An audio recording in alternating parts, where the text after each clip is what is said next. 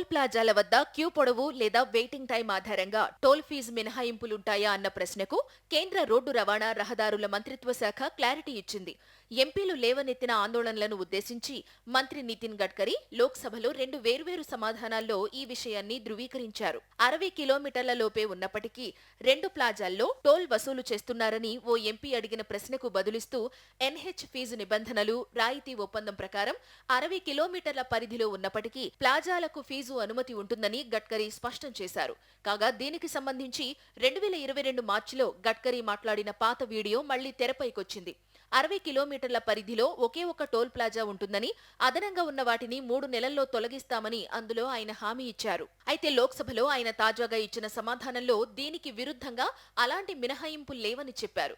Executing authority document చేసిన దాని ప్రకారం అవసరమైతే 60 కిలోమీటర్ల లోపు అదనపు టోల్ ప్లాజాలకు నిబంధనలు అనుమతిస్తున్నట్లు గడ్కరీ వివరించారు. ఇక రద్దీ సమయాల్లో వాహనాల క్యూ 100 మీటర్లు దాటితే బూమ్ బారియర్స్ ను ఎత్తివేసే అంశంపై మరో ఎంపీ అడిగిన ప్రశ్నకు గడ్కరీ స్పందించారు. అటువంటి పరిస్థితిలో ఆ వాహనాలను యూజర్ ఫీజు నుంచి మినహాయించే నిబంధన లేదని ఆయన స్పష్టం చేశారు.